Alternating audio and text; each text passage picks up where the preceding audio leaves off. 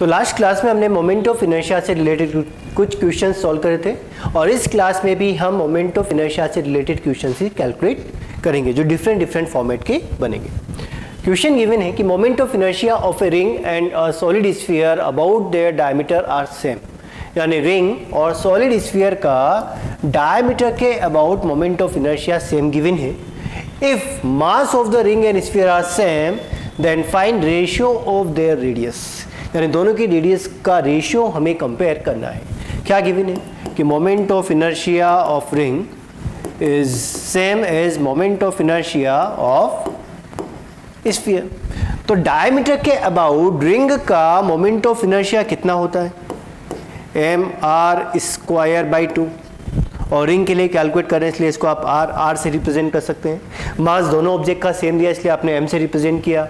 Sphere का diameter के about moment of inertia 2/5 mr² और स्फीयर के लिए सॉल्व करें इसलिए इसको r से रिप्रेजेंट कर दिया। mm दोनों जगह सेम, तो रिलेशन क्या रहा? r यानी radius of ring square divide by radius of sphere square is equal to 4/5। क्या यहाँ से हमें रेशियो मिला? बिल्कुल। So radius of ring divide by radius of sphere is equal to 2/√5 and this is your answer. यानी format के according हमें दो ऑब्जेक्ट गिवन है, दोनों ऑब्जेक्ट का डिफरेंट एक्सिस के अबाउट भी मोमेंट ऑफ इनर्शिया आपको कंपेयर करने को बोला जा सकता है या सेम एक्सिस के अबाउट भी कंपेयर करने को बोला जा सकता है। यानी जो भी ऑब्जेक्ट आपको दिया उसका moment of inertia individual calculate करें, दोनों को इक्वेट कर दें अगर न्यूमेरिकल में दिया गया है, सॉल्व करें, रिक्वायर्ड आंसर हमें मिल जाएगा। नेक्स्ट देखिए, हमें यूनिफॉर्म रॉड्स गिवन है, थिन रॉड्स गिवन है। ये सब क्या है? थिन रॉड्स है, ठीक। एंड गिवन एक्सिस, ये जो ब्लू एक्सिस गिवन है, इस एक्सिस के अबाउट हमें मोमेंट ऑफ इनर्शिया कैलकुलेट करना है। तो कितने ऑब्जेक्ट हैं यहाँ पर? तो सबसे पहले ऑब्जेक्ट की मार्किंग कर दी जाए, उसके बाद हम सभी इंडिविजुअल ऑब्जेक्ट के मोमेंट ऑफ इनर्शिया कैलकुलेट करेंगे और सबका अलजेब्रिक सम परफॉर्म कर देंगे। तो यहाँ पर आपको तीन ऑब्जेक्ट दिख रहे हैं, this one first, this is second and this is third object. तो इसी एक्सिस के अबाउट, ये जो ब्लू एक्सिस है, तो ब्लू एक्सिस के अबाउट फर्स्ट रॉड का मोमेंट ऑफ इनर्शिया कितना? ध्यान दो, एंगल बन रहा है, एंगल कितना है? 45 डिग्री। तो नेट मोमेंट ऑफ इनर्शिया अगर आप यहाँ पे कैलकुलेट करें तो वैल्यू बनेगा I1 + I2 + I3। अब मोमेंट ऑफ इनर्शिया कैसे लिखे? अगर एंगल फॉर्म होता है एक्सिस ऑफ रोटेशन से, then answer is ml²/3 sin² theta. तो फर्स्ट ऑब्जेक्ट के लिए मोमेंट ऑफ इनर्शिया इतना ही रहेगा, यहाँ से यहाँ तक इस एक्सिस के बाद रोटेट कर रहा है, एंगल कितना बन रहा है? 45 डिग्री बन रहा है, मोमेंट ऑफ इनर्शिया कितना? ml²/3 sin² 45। Similarly second object का जो एंगल बन रहा है वो भी 45 डिग्री, यानी इसके लिए भी आंसर आपको सेम ही मिलेगा, ml²/3 sin² 45। Now third object आपको गिवन है थिन रॉड और रॉड की एक्सिस से ही आपका एक्सिस ऑफ रोटेशन पास हो रहा है। तो एक्सिस ऑफ रोटेशन अगर रॉड की एक्सिस से पास हो रहा है तो मोमेंट ऑफ इनर्शिया कितना मिलेगा? 0। दोनों को सम कर दें। सो ml²/3 साइन 45 का वैल्यू 1/√2, स्क्वायर करेंगे तो 1/2 और ऐसे कितने ऑब्जेक्ट है? 2। And answer is ml²/3 because दोनों का सम आपको सिमिलर ही मिलेगा। Clear? So net answer is ml²/3। Next, अब 3 आइडेंटिकल थिन रॉड्स गिवन है, हर एक का मास m है एंड लेंथ l। 3 एक्सिस आपको गिवन है, I1, I2 एंड I3। तीनों एक्सिस ऑफ रोटेशन के अबाउट हमें मोमेंट ऑफ इनर्शिया कैलकुलेट करना है, ठीक बात। तो फर्स्ट हम कैलकुलेट कर रहे हैं I1, ठीक। जो ऑब्जेक्ट्स आपको गिवन है इनकी हम नंबरिंग कर दें, this one is A, B and C। Clear? तो जब आप I1 कैलकुलेट करेंगे तो तीनों का मोमेंट ऑफ इनर्शिया का अलजेब्रिक सम आना चाहिए, यानी IA + IB + IC। अब ध्यान दें, इस फर्स्ट एक्सिस के अबाउट ए का मोमेंट ऑफ इनर्शिया कितना, कैसे सॉल्व करें? यहाँ पर हम डायग्राम वापस बना रहे हैं। इस डायग्राम के अकॉर्डिंग आप देखें, ये आपका फर्स्ट ऑब्जेक्ट है, this one is second object and this one is third object. ठीक, I1 हमें इस एक्सिस के about moment of inertia calculate करना है। ठीक बात, फर्स्ट ऑब्जेक्ट ये है, तो इसके पैरेलल एक्सिस की अगर हम बात करें तो एक्सिस यहाँ पे बनेगा, तो इस एक्सिस के अबाउट मोमेंट ऑफ इनर्शिया कितना मिलेगा? 0। क्लियर? एंड परपेंडिकुलर डिस्टेंस कितना रहेगा? दोनों के बीच का डिस्टेंस वो रहेगा L/2। तो क्या पैरेलल एक्सिस थ्योरम यहाँ पर अप्लाई किया जा सकता है? ICM प्लस MD², वो वैल्यू रहेगा किसका? IA का। सिमिलरली IC के लिए सॉल्व करोगे तो IC यानी इस एक्सिस के अबाउट मोमेंट ऑफ इनर्शिया तो 0, और यहाँ से परपेंडिकुलर डिस्टेंस कितना रहेगा? L/2। ठीक, तो इस एक्सिस के अबाउट अगर हमें इसी ऑब्जेक्ट का मोमेंट ऑफ इनर्शिया कैलकुलेट करना है तो ICM plus MD² parallel axis theorem apply होना चाहिए। एंड अगर हम बी ऑब्जेक्ट की बात करते हैं, this is A, this is B and this is C, और बी ऑब्जेक्ट की बात करते हैं तो एक्सिस कहाँ से पास हो रहा है? बी के सेंटर से पास हो रहा है। आंसर मिलेगा ml²/12। तो तीनों के लिए आप कैलकुलेट करें। So I1 is equal to IA, तो 0 plus ml/2 whole square. Parallel axis theorem, ICM 0 और L/2 डिस्टेंस पर MD², D के प्लेस पर L/2 प्लस बी ऑब्जेक्ट का सेंटर से पास हो रहा है, सेंटर ऑफ मास से पास हो रहा है, इक्वेशन ml²/12। ऑब्जेक्ट C तो खुद की एक्सिस के अबाउट तो 0, ICM 0 प्लस MD², तो प्लस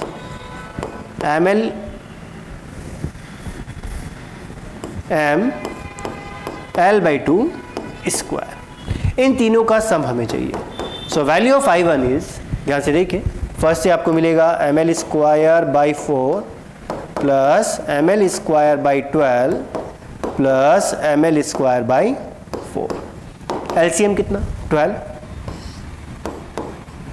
यहाँ मिलेगा 3, तो 3 plus 1 plus 3, answer 7 ml²। So first axis of rotation के अबाउट मोमेंट ऑफ इनर्शिया आपको मिला 7 ml²/12। सेकेंड एक्सिस आपको गिवन है दिस वन, और इस एक्सिस के अबाउट मोमेंट ऑफ इनर्शिया में कैलकुलेट करना है। नाउ सेकेंड, एक बार ऑब्जेक्ट हम बना ले वापस। ये कंपोजिट डायग्राम आपको गिवन है। ठीक, एक्सिस जो सेकेंड एक्सिस गिवन है वो कुछ इस तरीके से गिवन, जिसको आपने I2 रिप्रेजेंट कर दिया। This is object A, object B, object C।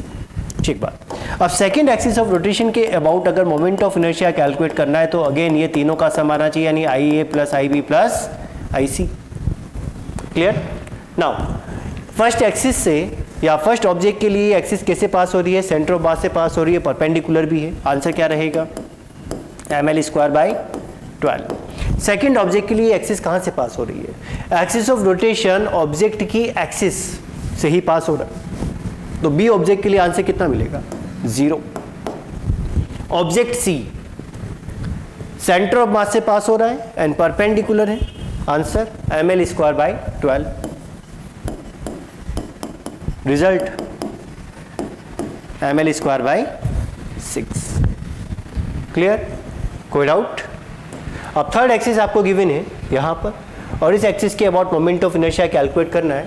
यहाँ पर आप डायरेक्ट भी देख सकते हैं। देखो, फर्स्ट एक्सिस का सेंटर ऑफ मास के अबाउट, यानी इस एक्सिस के अबाउट मोमेंट ऑफ इनर्शिया कितना? 0, और यहाँ से यहाँ तक की परपेंडिकुलर डिस्टेंस कितनी? L। तो वैल्यू क्या बनेगा? ICM प्लस MD² और D के प्लेस पर L। तो इस तरीके से आप इसको सॉल्व करें। मतलब जो भी ऑब्जेक्ट आपको दिया है, ऑब्जेक्ट को ध्यान से देखें, जिस एक्सिस के अबाउट कैलकुलेट करना है उसको ध्यान से देखें, इंडिविजुअल ऑब्जेक्ट के लिए मोमेंट ऑफ इनर्शिया सॉल्व करें, बाद में सबका अलजेब्रिक सम परफॉर्म कर दें। जो I3 मिलेगा वो IA plus IB plus IC से आना चाहिए। और थर्ड एक्सिस आपको कहाँ बना के दी गई है? इस जगह बना के दी गई है। This is third axis I3, object A, object B, object C। अब बताएं, ऑब्जेक्ट A के लिए ये जो एक्सिस है, तो सेंटर ऑफ मास से पासिंग एक्सिस के अबाउट मोमेंट ऑफ इनर्शिया 0, और यहाँ से यहाँ तक का परपेंडिकुलर डिस्टेंस वो रहेगा L। सो आई ए आपको मिलेगा 0 प्लस एम एल स्क्वायर, यानी I C M plus M D square. B object अगर हम कंसीडर करें तो बी ऑब्जेक्ट ये वाला ऑब्जेक्ट है और एक्सिस यहाँ से पास हो रहा है, दैट मीन्स एज वाला एक्सिस हो गया, कुछ ऐसे ये ऐसे रोटेट कर रहा है। आंसर कितना मिलेगा? M L square by 3। And C object के लिए एक्सिस ऑफ रोटेशन रॉड की एक्सिस से ही पास हो रहा है, तो सेंटर ऑफ मास से पास हो रहा है। आंसर 0, क्योंकि axis and axis of rotation both are parallel. Sum किया, आंसर मिला 4 ml स्क्वायर बाय 3। तो जैसा भी ऑब्जेक्ट आपको गिवन है और एक्सिस ऑफ रोटेशन आपको गिवन है, तो एक्सिस ऑफ रोटेशन के अकॉर्डिंग पर्टिकुलर ऑब्जेक्ट का मोमेंट ऑफ इनर्शिया कैलकुलेट करें, सभी का बाद में अलजेब्रिक सम परफॉर्म कर दिया जाए, आंसर हमें मिल जाएगा। नेक्स्ट देखें, हमें गिवन है और rectangular sheet of side b cross l is given, find moment of inertia about given axis. Find moment of inertia about given axis. ध्यान से देख, हमें गिवन है रेक्टेंगुलर शीट और जो एक्सिस आपको दी गई है वो इस रेक्टेंगुलर शीट को 2 पार्ट में डिवाइड कर रही है, 1 and 2। क्या ये दोनों पार्ट आइडेंटिकल बनेंगे, एक जैसे बनेंगे? बिल्कुल बनेंगे। किस शेप के रहेंगे? ट्रायंगुलर। ये एक ट्रायंगुलर शीट बना, सेकंड ये एक ट्रायंगुलर शीट बना, और ट्रायंगुलर शीट के लिए लॉन्गेस्ट साइड से आपने मोमेंट ऑफ इनर्शिया कैलकुलेट किया है, वैल्यू रहा था mh स्क्वायर बाई 6। ठीक, तो हमारा मेन ऑब्जेक्टिव क्या है? मेन ऑब्जेक्टिव आपका है कि इस ट्रायंगुलर शीट के लिए आप हाइट कैलकुलेट कर लें, दोनों के लिए सिमिलर ही रहेगा। ट्रायंगुलर शीट के लिए क्या सॉल्व कर लें? हाइट। इन दोनों ट्रायंगुलर शीट से ये कंप्लीट रेक्टेंगुलर शीट बन रही है। क्लियर? अब कितनी ट्रायंगुलर शीट है? 2 ट्रायंगुलर शीट से बन रहा है 1 रेक्टेंगुलर शीट। तो इनका क्या एरिया इक्वल होना चाहिए? तो इन दोनों के एरिया को हम क्या कर सकते हैं? कंपेयर कर सकते हैं। यानी 1 रेक्टेंगुलर शीट का जो एरिया है वो 2 ट्रायंगुलर शीट के एरिया के इक्वल आना चाहिए, बिकॉज रेक्टेंगुलर शीट से ही आपने ट्रायंगुलर शीट फॉर्म किया है। और ट्रायंगुलर शीट के एरिया आप सॉल्व कर सकते हैं half multiply by base into height. तो हाइट तो आपके पास h या नॉन, और बेस आप कैलकुलेट कर सकते हैं बिकॉज ये बन रहा है डायगोनल, और डायगोनल डिस्टेंस कितना रहेगा? डायगोनल डिस्टेंस रहेगा under root B square plus L square. ये रहेगा यहाँ का डायगोनल डिस्टेंस। ये बात समझ में आई? Diagonal of rectangle. ठीक बात। तो एरिया ऑफ ट्रायंगल कितना रहा? 2 times half multiply by base multiply by height and area of rectangle एक ही ऑब्जेक्ट है, तो विड्थ इनटू लेंथ। तो b इंटू एल से आपने इसको रिप्रेजेंट कर दिया। ठीक बात। 2 and 2 cancel out. Base value है आपके पास b square plus L square under root में, and height is h is equal to bl। तो हाइट हमें कितना मिल गया? हाइट आ गया bl divide by under root b square plus L square. पहली बात, ये बात समझ में आई? हाइट आपने कैलकुलेट कर लिया, कोई इसमें दिक्कत नहीं आई। अब इस रेक्टेंगुलर शीट का टोटल मास हमें गिवन है। टोटल मास कितना? m। तो मुझे बताएं कि ट्रायंगुलर शीट का मास कितना रहेगा? ट्रायंगुलर शीट का मास बनेगा m/2, एंड यहां भी ट्रायंगुलर शीट का मास रहेगा m/2। यानी m/2 मास की 2 ट्रायंगुलर शीट है जिसमें हाइट है bl divide by root B square plus L square. So moment of inertia कितना? ध्यान दें। So moment of inertia about given axis आपको मिलेगा 2 टाइम्स, बिकॉज 2 शीट बनी हुई है। हर एक ट्रायंगुलर शीट के लिए आंसर क्या आता है? mh square by 6। ये आंसर देता है, यही आपको यूज करना है। कितना मास? m, यानी m/2। हाइट कितना गिवन है? हाइट वैल्यू आया आपके पास bl अंडर रूट ये b square plus L square. तो m h स्क्वायर बाय 6। ये नेट मोमेंट ऑफ इनर्शिया आपको मिला गिवन एक्सिस के अबाउट। ठीक है, 2 and 2 cancel out, so m by 6 b square l square upon b square plus l square. This is your answer. Triangular sheet का moment of inertia होता है mh square by 6। यहाँ पर m triangular sheet का मास होता है, h height होती है। क्लियर? तो सबसे पहले हमने क्या किया, हाइट कैलकुलेट किया। हाइट कैलकुलेट करने के लिए लॉजिक क्या अप्लाई किया कि ये जो गिवन एक्सिस है ये इस रेक्टेंगुलर शीट को दो ट्रायंगुलर शीट के अंदर डिवाइड कर रहा है। ठीक है, तो इन दोनों का टोटल एरिया रेक्टेंगुलर शीट के एरिया के इक्वल आना चाहिए। रेक्टेंगुलर शीट का एरिया कितना, b मल्टीप्लाई बाई एल, तो b मल्टीप्लाई बाई एल लिखा। ट्रायंगुलर शीट के लिए एरिया कितना, half into base into height, तो बेस बनेगा आपका under root B square plus L square. ठीक, एंड हाइट वो आपके पास h गिवन है, तो half into base into height, 2 and 2 cancel out. ठीक, यहाँ से आपने h कैलकुलेट किया और h कैलकुलेट करने के बाद इंडिविजुअल ट्रायंगुलर शीट का moment of inertia mh square by 6 apply किया और दो शीट है इसलिए आपने 2 से मल्टीप्लाई कर दिया। सो this is your answer. Now next question, हमें एक रिंग गिवन है, रिंग का मास है m, रेडियस है r एंड एक एक्सिस गिवन है जो रिंग के डायामीटर से 2r सेपरेशन पर है। ठीक है, और क्या कैलकुलेट करना है, मोमेंट ऑफ इनर्शिया कैलकुलेट करना है। कौन सा थ्योरम लगेगा, थ्योरम यहां पर अप्लाई होगा पैरेलल एक्सिस थ्योरम। किस एक्सिस के अबाउट आपको मोमेंट ऑफ इनर्शिया गिवन है या याद है। देखो ये जो एक्सिस आपको दी गई है इसका नाम दिया आपने ICM और ये रिंग के डायामीटर से पास हो रही है, रिंग के डायमीटर से पास हो रही है। तो वैल्यू क्या रहेगा, I is equal to ICM plus MD square. अब रिंग का डायमीटर के about moment of inertia MR square by 2 plus जिस एक्सिस के अबाउट आपको कैलकुलेट करना है उसका ICM से परपेंडिकुलर डिस्टेंस कितना है, ICM से परपेंडिकुलर डिस्टेंस है 2r। सो वैल्यू d के प्लेस पर क्या रखना होगा, 2r, so 2r square. So value बना MR स्क्वायर बाई 2 प्लस 4MR स्क्वायर, सम करेंगे वैल्यू मिलेगा 9/2 MR स्क्वायर। आई बात समझ? ठीक है, यानी जो भी ऑब्जेक्ट दिया है उसका मोमेंट ऑफ इनर्शिया आपको याद होना चाहिए। बेसिक्स अगर क्लियर है थ्योरम अप्लाई की जा सकती है और किसी भी एक्सिस के about moment of inertia solve किया जा सकता है। Now moment of inertia of truncated bodies, जिस तरीके से आपने सेंटर ऑफ मास कैलकुलेट किया था कि एक कंप्लीट ऑब्जेक्ट हम मानेंगे, उसमें से ट्रंकेटेड पार्ट का सेंटर ऑफ मास माइनस कर देंगे, आंसर मिल जाएगा। सेम उसी तरीके से आपको परफॉर्म करना है कि जो ऑब्जेक्ट आपको दिया है कंप्लीट ऑब्जेक्ट, पहले उसका गिवन एक्सिस के about moment of inertia calculate करें, फिर ट्रंकेटेड पार्ट का मोमेंट ऑफ इनर्शिया कैलकुलेट करें गिवन एक्सिस के अबाउट और दोनों को क्या कर दिया जाए, माइनस कर दिया जाए, सब्ट्रैक्ट कर दिया जाए, आंसर हमें मिल जाएगा। हमें यहाँ पे दिया है कि एक स्क्वायर शीट है जिसमें से एक डिस्क को रिमूव कर दिया। From a square sheet a disc is removed, find moment of inertia about given axis.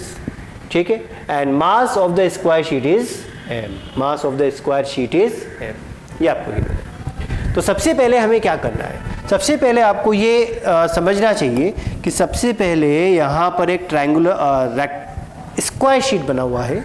Square sheet का साइड है 2r, मास है m और इस पर्टिकुलर एक्सिस जो इसके सेंटर पर है, इस पर्टिकुलर एक्सिस के अबाउट मोमेंट ऑफ इनर्शिया आपने लिखा स्क्वायर शीट के लिए IS। ठीक है, अब कौन सा पार्ट आपने रिमूव किया, ट्रंकेटेड किया, डिस्क आपने रिमूव कर दिया, इसका मतलब यहाँ पे तो सॉलिड पार्ट बचा हुआ है और ये डिस्क आपने रिमूव कर दिया। तो इस डिस्क के लिए आपको स्टडी करना होगा कि ये जो रिमूव्ड पार्ट है डिस्क, अब इसका रेडियस कितना, देखो ध्यान से कि अगर टोटल 2r है और ये जो डिस्क है वो दोनों साइड पे टच हो रही है तो ऑब्वियस बात है कि डिस्क का रेडियस कितना बनेगा, r बनेगा। ठीक बात, तो यहाँ पर एक r रेडियस का डिस्क आपने ट्रंकेट कर दिया और जो डिस्क का सेंटर है उसी एक्सिस के अबाउट आपको मोमेंट ऑफ इनर्शिया कैलकुलेट करना है। तो यानी इसी एक्सिस के अबाउट आपको डिस्क का मोमेंट ऑफ इनर्शिया कैलकुलेट करना है, जिसको मैंने नाम दिया ID। और ये ट्रंकेटेड पार्ट है इसलिए दोनों के मोमेंट ऑफ इनर्शिया को क्या करना होगा, माइनस करना होगा। अब मेन प्रॉब्लम कहाँ रही, क्या नहीं है आपके पास, हमारे पास डिस्क का मास नहीं है। क्या नहीं है, डिस्क का मास नहीं है। तो पहला प्रोसीजर है कि आप मास कैलकुलेट करें। ठीक, मास इजीली कैलकुलेट किया जा सकता है। यूनिफॉर्म ऑब्जेक्ट गिवन है, यूनिफॉर्म ऑब्जेक्ट गिवन है तो आप कैलकुलेट कर सकते हैं एरिया से। किससे? एरिया। शीट का एरिया कितना? 2r whole square. 2r whole square area contains कितना मास? m mass. तो unit area contains m divide by 4r square. अब रिक्वायर्ड एरिया कितना है? Pi R square. So pi R square area contains mass m by 4r square multiply by pi R square. So the required mass is m pi by 4। ठीक है, तो सबसे पहले आपने area compare करके मास calculate किया, वैल्यू आया पाई by 4 multiply by m। अब मोमेंट ऑफ इनर्शिया को माइनस कर दिया जाए। ठीक है, अब ट्रंकेटेड बॉडी के लिए मोमेंट ऑफ इनर्शिया हम कैसे सोल्व करते हैं, ध्यान से समझना कि moment of inertia of remaining part या जो गिवन पार्ट है आपको वो is equal to I of complete, यानी कंप्लीट ऑब्जेक्ट का moment of inertia minus truncated या रिमूव्ड पार्ट का मोमेंट ऑफ इनर्शिया। सॉल्व करेंगे हमें आंसर मिलेगा। अब स्क्वायर शीट का moment of inertia about its centre and perpendicular to the plane. ठीक है, यानी axis passing through centre of mass and perpendicular to the plane. ये हमें मोमेंट ऑफ इनर्शिया कैलकुलेट करना है। ध्यान दें, हमने कैलकुलेट किया था कुछ इस तरीके से। ये आपको मिला था ml स्क्वायर बाई 12, ये हमें मिला था ml स्क्वायर बाई 12, याद है। फिर इस एक्सिस के अबाउट आपने कैलकुलेट किया था, लिखा था I Z is equal to I X plus I Y, यानी यहाँ का आंसर क्या रहेगा? ml स्क्वायर बाई 6 और l के प्लेस पर क्या आना चाहिए? 2r आना चाहिए। So m l square by 6 square sheet का। सेकेंड ऑब्जेक्ट जो आपके पास है वो है डिस्क। डिस्क का moment of inertia about an axis passing through its centre of mass and perpendicular to the plane. ये आंसर कितना? mr square by 2। ठीक है, बिकॉज अगर आपको इस तरीके से रोटेशन दिया है, मतलब जो एक्सिस आप कंसिडर कर रहे हैं ये axis perpendicular to the plane होनी चाहिए। तो डिस्क के लिए आंसर क्या मिलेगा? mr स्क्वायर बाई 2 और mr स्क्वायर, तो r रेडियस तो आ रही है लेकिन m डैश कितना लिखना पड़ेगा? पाई बाई 4 m। तो वैल्यू क्या बनेगा? m mass r square by 2, यह वैल्यू रहा। ठीक, कॉमन पार्ट क्या है? mr square 4 by 6 minus pi by 8। So this is moment of inertia of given part, या you can say remaining part, यानी जो ऑब्जेक्ट, जो स्ट्रक्चर आपको दिया था उसका मोमेंट ऑफ इनर्शिया आपने कैलकुलेट कर लिया है। इसको आप और सॉल्व आउट कर सकते हैं ऑप्शन के अकॉर्डिंग, कोई प्रॉब्लम नहीं है। लेकिन बेसिक कॉन्सेप्ट पे ध्यान देना कि कंप्लीट ऑब्जेक्ट के लिए कैलकुलेट करेंगे, उसमें से ट्रंकेटेड पार्ट का माइनस कर देंगे, आपको जो गिवन पार्ट यानी रिमेनिंग पार्ट है उसका मोमेंट ऑफ इनर्शिया मिल जाएगा।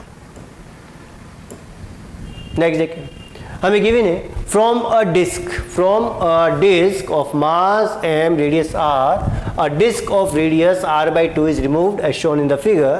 Find moment of inertia about given axis.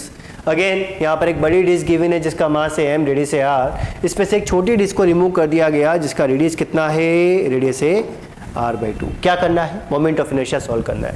तो मुझे बताओ कि ये ऑब्जेक्ट किस तरीके से बन सकता है? ये कंप्लीट ऑब्जेक्ट है। ठीक, कैसे बनाए? ये तो कंप्लीट ऑब्जेक्ट हुआ, इसमें से छोटे वाले ऑब्जेक्ट का मोमेंट ऑफ इनर्शिया माइनस कर दिया जाए, ऐसे ही बनेगा। ठीक है, अब ये जो एक्सिस आपको गिवन है वो तो बड़े वाले डिस्क के सेंटर पे आ रहा है, इसमें कोई प्रॉब्लम नहीं है। इसको आपने आई सी से रिप्रेजेंट कर दिया, आई कंप्लीट। ठीक बात, लेकिन यही जो पॉइंट है एक्सिस ऑफ रोटेशन है वो स्मॉलर ऑब्जेक्ट के सर्कमफ्रेंस पर आ रहा है, यहाँ पे देखो इस जगह। और इस एक्सिस के अबाउट आपको रिमेनिंग पार्ट या ट्रंकेटेड रिमूव्ड पार्ट का मोमेंट ऑफ इनर्शिया कैलकुलेट करना है और दोनों को क्या कर देना है? माइनस कर देना है। फर्स्ट कंप्लीट ऑब्जेक्ट का रेडियस कितना r, स्मॉलर ऑब्जेक्ट का रेडियस कितना r/2, कंप्लीट ऑब्जेक्ट का मास कितना m, ट्रंकेटेड ऑब्जेक्ट का मास कितना वो है m डैश। स्ट्रक्चर कैसा गिवन है? स्ट्रक्चर आपको गिवन है 2D, और 2D स्ट्रक्चर के लिए आप एरिया कंपेयर कर सकते हैं। हमने दो मेथड समझे थे, या तो हम यूनिटरी मेथड यूज करें या फिर area is proportional to mass, area is proportional to mass, वो मेथड भी यूज किया जा सकता है। सेंटर ऑफ मास में आपने समझा, ठीक है। तो इसका एरिया कितना πr², और मास कितना m। छोटे वाले का एरिया बोलो πr/2² और मास m डैश। πr² से πr² cancel out and m dash का वैल्यू m/4, ठीक है। यानी एरिया कंपेयर करके भी आप मास कैलकुलेट कर सकते हैं, यूनिटरी मेथड से भी सॉल्व किया जा सकता है। दोनों मेथड आपने सेंटर ऑफ मास में भी समझे। तो यहाँ पर मास आपको मिल गया m/4, ठीक बात। अब गिवन एक्सिस के about he moment of inertia चाहिए, इस बात को ध्यान में रखना। तो IC कितना बनेगा? ऑब्जेक्ट क्या है? ऑब्जेक्ट है डिस्क, तो डिस्क का about it centre perpendicular to the plane axis के अबाउट मोमेंट ऑफ इनर्शिया हमें मिलेगा mr²/2। कोई डाउट इसमें नहीं है। रिमेनिंग पार्ट, रिमोट पार्ट का कितना? IR रिप्रेजेंट कर रहा है रिमोट पार्ट को।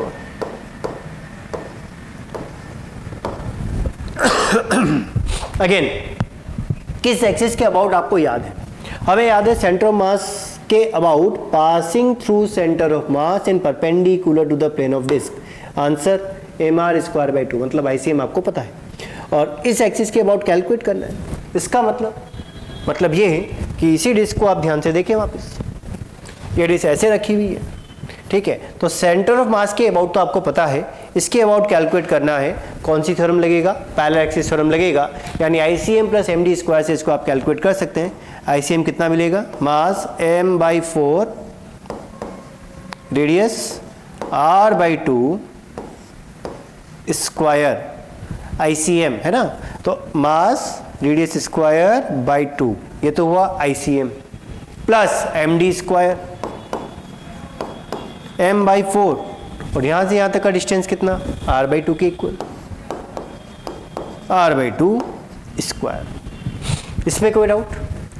रिमोट पार्ट का moment of inertia ICM + MD² से कैलकुलेट होगा।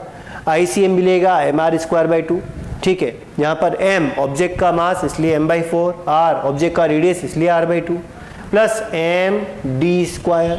सम करोगे तो value of IR is equal to, ध्यान से देखना, mr², 2 का स्क्वायर 4, 4 4 2 32, प्लस mr²/16।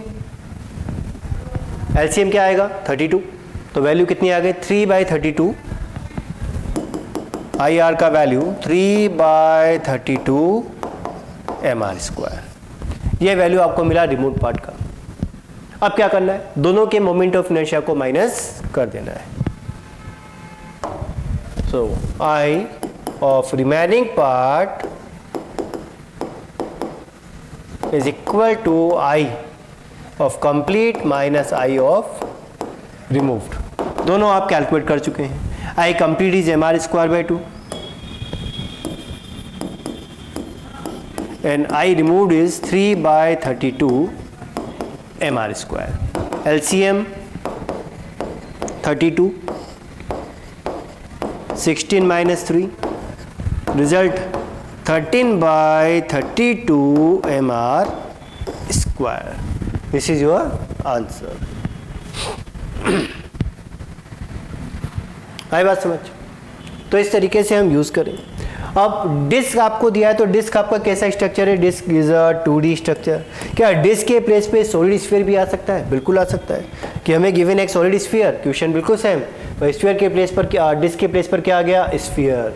अब जो स्फीयर है, तो sphere is a 3D object, और जो मास होगा वो पूरे वॉल्यूम में डिवाइड होगा। तो यहाँ पर हम वॉल्यूम कंपेरिजन करके मास कैलकुलेट कर सकते हैं, ठीक बात। तो क्वेश्चन है, from a sphere of mass m and radius r, a small sphere is removed of radius r/2, find moment of inertia about given axis। इसी एक्सिस के about moment of inertia solve करना है। ये जो axis है वो कहीं भी हो सकता है, यहाँ भी हो सकता है, यहाँ हो सकता है, यहाँ हो सकता है, जहाँ पर एक्सिस दिया उसके अकॉर्डिंग आप कैलकुलेट करें। ध्यान दें, इसका मतलब एक कंप्लीट स्फीयर है, मास m रेडियस r, और axis of rotation complete sphere के सेंटर से ही पास होगा। तो ये तो आ गया कंप्लीट ऑब्जेक्ट। तो आई कंप्लीट, आंसर बोलो। सॉलिड स्फीयर के लिए मोमेंट ऑफ इनर्शिया कितना? 2/5 mr²। अब क्या करना है हमें, इसमें से हमें एक ये छोटा स्फीयर रिमूव करना है। छोटे स्फीयर का रेडियस कितना दिया है? r/2 दिया है, जो यहाँ से समझ में भी आ रहा है कि जो रेडियस रहेगा वो कितना आएगा? r/2। तो इसका रेडियस है r/2। एक्सिस ऑफ रोटेशन कहाँ बनेगा? एक्सिस ऑफ रोटेशन सर्कमफ्रेंस पर आना चाहिए, ठीक बात। तो एक्सिस ऑफ रोटेशन रहेगा इस प्लेस पर, ठीक। तो इसको आपने रिप्रेजेंट किया आई कंप्लीट से, और यहाँ रिप्रेजेंट किया आई रिमूव से। क्या required? Again mass required. M dash solve कैसे करें? क्या कंपेयर होगा? ऑब्जेक्ट है आपका 3D ऑब्जेक्ट, और 3D ऑब्जेक्ट के लिए क्या कंपेयर होता है? वॉल्यूम। इस बड़े स्फीयर का वॉल्यूम कितना? 4/3 πr³। और मास कितना? Capital M। छोटे स्फीयर का वॉल्यूम कितना? 4/3 πr/2³। और मास कितना वो हमें कैलकुलेट करना है। तो 4/3 πr³ cancel out, and m dash is equal to m/8। तो सबसे पहले आपने रिमूव पार्ट का मास कैलकुलेट किया, द वैल्यू इज m/8। अब क्या सॉल्व करना है? जो गिवन एक्सिस है IR, इस एक्सिस के about moment of inertia solve करना है। तो सेंटर ऑफ मास से पासिंग एक्सिस के अबाउट मोमेंट ऑफ इनर्शिया है 2/5 mr²। पूरा अगर स्फीयर है जहाँ पर m मास है और r रेडियस है, ठीक है। तो इसके अबाउट आंसर होता है 2/5 mr²। इस एक्सिस के अबाउट जो इसके टेंजेंशियल, या ऐसा बोले कि जो एक्सिस पे टच करते हुए जाता है, तो वहाँ पर आंसर आपको क्या मिलता है? 7/5 mr²। 7/5 mr², ये स्टैंडर्ड आंसर है, ठीक है। लेकिन अब ऑब्जेक्ट का मास कितना है? m/8, और रेडियस कितना है? r/2। तो आंसर क्या मिलना चाहिए? आंसर मिलना चाहिए कि I removed is equal to सेव। देखो ध्यान से समझना, मास कितना है? मास है आपके पास m/8, रेडियस कितना है? रेडियस है r/2। तो मोमेंट ऑफ इनर्शिया कितना मिलेगा? 7/5 m dash r dash square. So moment of inertia of removed part is 7/5 m dash r dash square, where m dash is m/8 and r dash is r/2। तो first हम calculate करें IR। So value of IR is 7/5 mass m/8 and radius r/2 square, ठीक है। So I removed is 7 mr²। ध्यान दें 4 मिलेगा, 4 × 2 20, 20 × 8 ये 160 को रिप्रेजेंट करेगा, यानी 7 mr²/160। Clear? Now I of remaining part, यानी जो पार्ट आपको गिवन है, मोमेंट ऑफ इनर्शिया कैलकुलेट करना है। तो कंप्लीट ऑब्जेक्ट के मोमेंट ऑफ इनर्शिया में से रिमूव पार्ट का मोमेंट ऑफ इनर्शिया हमें क्या करना होगा? सब्ट्रैक्ट करना होगा। तो कंप्लीट ऑब्जेक्ट का मोमेंट ऑफ इनर्शिया कितना है? 2/5 mr² माइनस रिमूव पार्ट का moment of inertia 7/160 mr²। LCM is 160, ठीक बात। सो 160 5 times 32, 32 × 2 64 minus 7, आंसर 57/160 mr²। तो गिवन एक्सिस के अबाउट मोमेंट ऑफ इनर्शिया हमने कैलकुलेट कर लिया। Now next is all discs are identical, mass m, radius r, if moment of inertia of a disk about its diameter is I। यानी आपको given है disc के diameter के about moment of inertia I का value क्या है? mr²/4, because diameter के about ये वैल्यू आपको गिवन है, ठीक बात। Now find moment of inertia of given structure in terms of I, यानी I की टर्म में आपको आंसर रिप्रेजेंट करना है। ध्यान दें कितने ऑब्जेक्ट हैं यहाँ पर? ऑब्जेक्ट है यहाँ पर 4, इसको आपने नाम दिया ए बी सी डी। क्या गिवन है? जो एक्सिस ऑफ रोटेशन है, यानी axis of rotation is in the plane of disc, यानी जिस एक्सिस के अबाउट आपको मोमेंट ऑफ इनर्शिया कैलकुलेट करना है वो इन्हीं के प्लेन में है। जिस प्लेन में डिस्क रखी है उसी प्लेन में आपका एक्सिस ऑफ रोटेशन भी बन रहा है। ठीक बात। अब I1 अगर आपको कैलकुलेट करना है तो सभी के मोमेंट ऑफ इनर्शिया को क्या करना होगा? सम करना होगा। क्या लिखे? I1 is equal to IA plus IB plus IC plus ID। बोले IA एक्सिस कहां से पास हो रहा है? डायमीटर से। तो डायमीटर से पास हो रहा है तो आंसर क्या बनेगा? mr²/4। तो IA का आंसर mr²/4। सेकेंड IB कहां से पास हो रहा है? एस से, टेंजेंट बन रहा है ना, और इसी के प्लेन में है। ठीक, तो सेंटर ऑफ मास से पास होने वाली एक्सिस के अबाउट आंसर क्या है?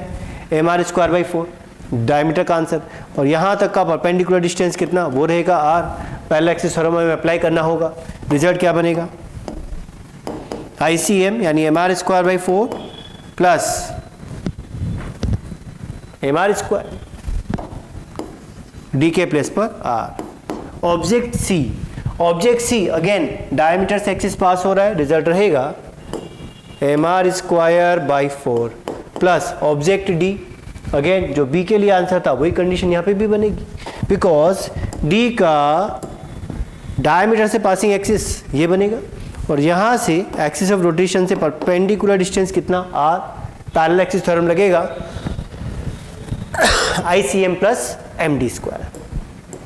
देखें तो ID answer mr²/4 plus mr²। क्या रिजल्ट रहा? देखो mr², 2mr²। ठीक है, mr²/4, mr²/4, mr²/4, mr²/4, 1mr²। सबको सम करें। सो I1 आपको मिला 3mr²। लेकिन गिवन टर्म क्या है? I is equal to mr²/4। तो यहाँ से आप mr² को क्या लिख सकते हैं? 4 × I। तो रिजल्ट यहाँ पे बनेगा 3 × 4I which is equal to 12I। ये रहेगा कंप्लीट मोमेंट ऑफ इनर्शिया। तो ये भी एक क्वेश्चन का फॉर्मेट है कि जहां पर आपको कोई पर्टिकुलर वैल्यू दे दिया गया कि I पर्टिकुलर वैल्यू को रिप्रेजेंट कर रहा है। अब गिवन ऑब्जेक्ट का moment of inertia given term, ये जो टर्म आपको गिवन है I, इसी में कैलकुलेट करें तो आंसर हमें मिला। नेक्स्ट देखें। Next is radius of gyration. अगर हमें मोमेंट ऑफ इनर्शिया कैलकुलेट करना आता है तो रेडियस ऑफ जाइरेशन इजीली कैलकुलेट किया जा सकता है, कोई प्रॉब्लम इसके अंदर नहीं है। हमने सेंटर ऑफ मास समझा था। सेंटर ऑफ मास में था कि होल बॉडी के मास को जिस पॉइंट पर हम कंसीडर कर सकते हैं उस पॉइंट को अब क्या बोलते हैं? सेंटर ऑफ मास से रिप्रेजेंट करते हैं। सिमिलरली क्या है कि जो भी ऑब्जेक्ट आपको दिया है या कंपोजिट बॉडी सिस्टम आपको दिया है, क्या किया जाए? उस पूरे कंपोजिट बॉडी को एक रिंग में कन्वर्ट कर दिया जाए। किस में कन्वर्ट कर दें? एक रिंग में। तो रिंग बनेगा पूरा सर्कमफ्रेंस पे, उसमें मास आ जाएगा। तो उस रिंग का जो रेडियस होगा वो रेडियस ऑफ जाइरेशन को रिप्रेजेंट करेगा। रिंग का जो रेडियस होगा वो रेडियस ऑफ जाइरेशन को रिप्रेजेंट करेगा। कहने का मतलब ये कि मान लीजिए एक स्क्वायर शीट है। अब इस स्क्वायर शीट था, इसका कुछ मास था m, साइड है l, इसका इस पर्टिकुलर एक्सिस के अबाउट मोमेंट ऑफ इनर्शिया आपने कैलकुलेट कर लिया mn²/6। अब हमें क्या करना है कि इस रेडियस ऑफ जाइरेशन कैलकुलेट करना है। तो रेडियस ऑफ जाइरेशन कैलकुलेट करने के लिए हमें क्या करना पड़ेगा कि इसी ऑब्जेक्ट का जो टोटल मास है उसको एक रिंग की फॉर्म में कन्वर्ट कर दें। किस फॉर्म में कन्वर्ट कर दें? रिंग फॉर्म में कन्वर्ट कर दें। तो मास तो आ जाएगा m, लेकिन रेडियस में चेंज आएगा। तो यहाँ जो रेडियस बनेगी इसी रेडियस को आप रेडियस ऑफ जाइरेशन से रिप्रेजेंट करते हैं और दोनों के मोमेंट ऑफ इनर्शिया को क्या कर देंगे? कंपेयर कर देंगे। डेफिनेशन क्या बनता है? We assume that mass of the body is distributed on a ring and radius of that ring is radius of gyration. ये केवल रिप्रेजेंट करने का एक तरीका है। ठीक है, तो मोमेंट ऑफ इनर्शिया और गिवन एक्सिस उसको आप किससे कंपेयर कर देंगे? m² से कंपेयर कर देंगे। तो I तो आपका जो भी ऑब्जेक्ट गिवन है, जो भी कंपोजिट बॉडी गिवन है उसका मोमेंट ऑफ इनर्शिया बन जाएगा। So I is equal to m² से आपने रिप्रेजेंट कर दिया, जहां पर m कंप्लीट बॉडी यानी ये जो कंप्लीट मास है इसको रिप्रेजेंट करेगा। मान लीजिए अगर दो बॉडीज रखी हुई हैं, एक मास m और है, तो टोटल मास कितना होगा 2m होगा। फिर आप इसको 2m से कंपेयर करो, ठीक है ना। यानी m क्या रिप्रेजेंट करता है, m रिप्रेजेंट करता है total mass of the body. कैसे सॉल्व करें, जैसे आपको एक रॉड गिवन है, for thin uniform rod find radius of gyration about given axis. जो भी एक्सिस दिया है उसके अबाउट पहले मोमेंट ऑफ इनर्शिया कैलकुलेट करें।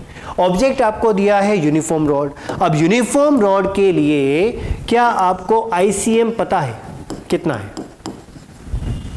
पता है आपको ICM, ठीक। और कैलकुलेट किस एक्सिस के अबाउट करना है, इस पर्टिकुलर एक्सिस के अबाउट करना है। तो सबसे पहले आप I सोल्व करो, पैरेलल एक्सिस थ्योरम यहाँ पर अप्लाई होगा, वैल्यू बनेगा ICM प्लस MD स्क्वायर, ठीक। ICM का वैल्यू तो ml square by 12 plus MD कितना। अब बताओ, सेंटर तो बनेगा आपका L/2 पर, यहाँ से यहाँ तक का सेपरेशन कितना रहेगा, L/4 ही रहेगा, बिकॉज इस एंड से डिस्टेंस कितना दिया है L/4।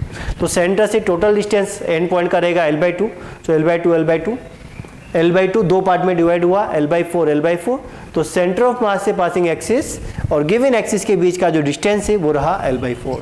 तो रिजल्ट यहाँ बनेगा mL/4 स्क्वायर। सम करें, so ml square 1/12 plus 1/16, LCM 48, 4 plus 3, तो रिजल्ट 7/48 ml स्क्वायर। ये आपको मिला है मोमेंट ऑफ इनर्शिया I। क्या सॉल्व करना है, रेडियस ऑफ जायरेशन सॉल्व करना है। तो ये जो भी मोमेंट ऑफ इनर्शिया आपको मिला है इसको कंपेयर किससे कर दें, m के स्क्वायर से कंपेयर कर दें। किससे कंपेयर कर दें, m के स्क्वायर से। क्या एक ही ऑब्जेक्ट है, बिल्कुल एक ऑब्जेक्ट है। ऑब्जेक्ट का टोटल मास कितना है, वो m ही है, पुट करें वैल्यू। सो I यानी 7/48 ml square is equal to m के square. So radius of gyration हमें कितना सॉल्व हुआ, रेडियस ऑफ जायरेशन मिला √7/48 L। यानी जो रिंग फॉर्म होगा, जो रिंग आपने फॉर्म किया उसका रेडियस कितना बनेगा, √7/48 मल्टीप्लाई बाय L। और मास कितना रहेगा, मास कंप्लीट ऑब्जेक्ट के मास यानी m के इक्वल ही बनेगा, ठीक बात।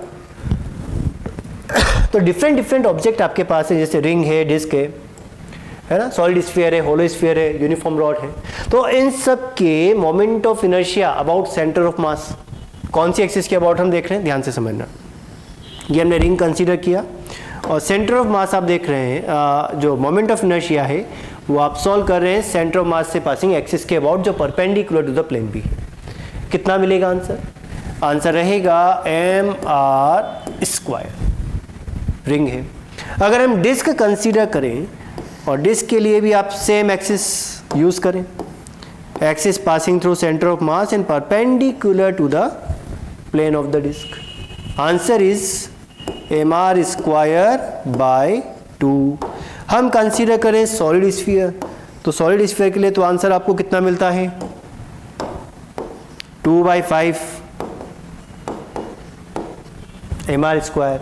हम कंसीडर करें होलो स्फीयर, तो होलो स्फीयर के लिए मास कितना, होलो स्फीयर के लिए मोमेंट ऑफ इनर्शिया कितना रहेगा, होलो स्फीयर का मोमेंट ऑफ इनर्शिया रहेगा 2/3 mr स्क्वायर, ठीक बात। हमने कंसीडर किया यूनिफॉर्म रॉड, तो हमने यूनिफॉर्म रॉड कंसीडर किया और जो एक्सिस आप यूज कर रहे हैं वो इसके सेंटर ऑफ मास से पास होती हुई परपेंडिकुलर एक्सिस है। तो इस एक्सिस के बाद मोमेंट ऑफ इनर्शिया कितना, ml स्क्वायर बाय 12। क्लियर, ठीक बात। क्या रेडियस ऑफ जायरेशन सॉल्व किया जा सकता है, बिल्कुल। क्या करें, कंपेयर कर दो। So mr square is equal to m के square. So value of k R। Similarly आपने mr square by 2 is equal to m के स्क्वायर किया, तो value of k is r by √2। सारी बात समझ।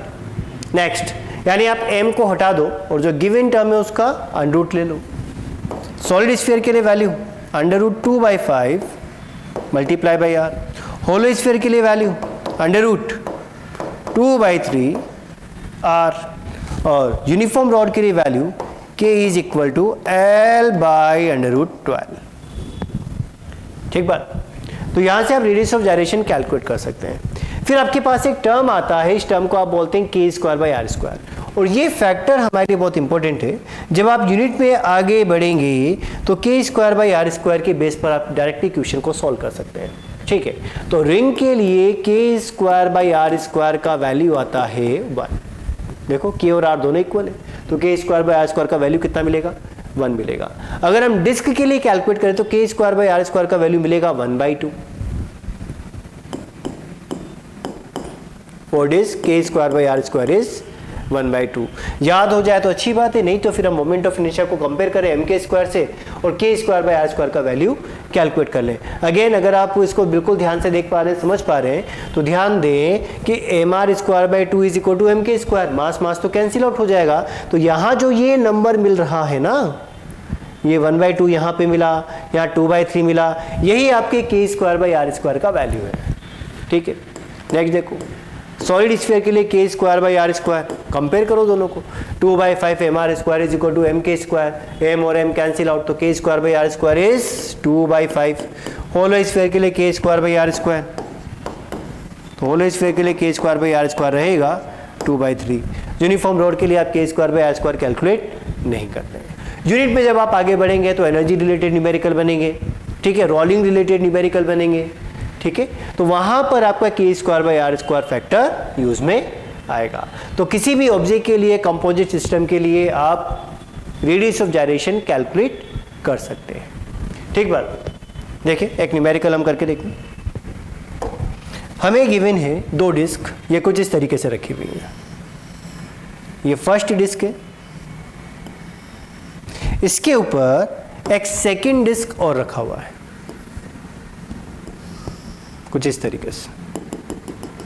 तो यहां पे 2 डिस्क रखी हुई है, दोनों डिस्क का रेडियस है r, मास m, सेकंड का मास भी m। ठीक, किस एक्सिस के अबाउट ये रोटेट कर रहा है? तो वो एक्सिस के सेंटर ऑफ मास से पास ही हो रही है, जो perpendicular to the plane of the disc है। बात समझ में आ गई? 2 ऑब्जेक्ट आपको गिवन है, disc mass m, radius r, और axis of rotation passing through centre of mass and perpendicular to plane of disc. Calculate करना है रेडियस ऑफ जायरेशन। आई बात समझ? तो सबसे पहले क्या करें? सबसे पहले गिवन सिस्टम का मोमेंट ऑफ इनर्शिया सॉल्व करो। कितना रहेगा? पहली डिस्क का बताओ, डिस्क 1 एंड डिस्क 2। तो फर्स्ट डिस्क का मोमेंट ऑफ इनर्शिया कितना? mr²/2। सेकेंड डिस्क का मोमेंट ऑफ इनर्शिया कितना? mr²/2। तो कंप्लीट ऑब्जेक्ट का मोमेंट ऑफ इनर्शिया कितना? कंप्लीट ऑब्जेक्ट का मोमेंट ऑफ इनर्शिया है mr²। ये बात समझ में आई? अब क्या करना है? अब हमें फाइंड करना है radius of gyration. So radius of gyration के लिए I is equal to mk² होना चाहिए, लेकिन m कौन सा होना चाहिए? टोटल मास होना चाहिए। m क्या होना चाहिए? Total mass. इस बात का जरूर ध्यान रखा जाए।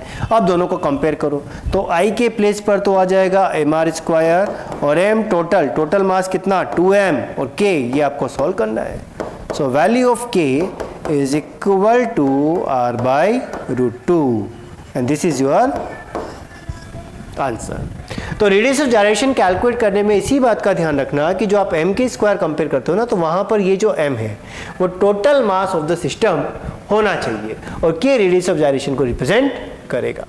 ठीक बात? नोट करें।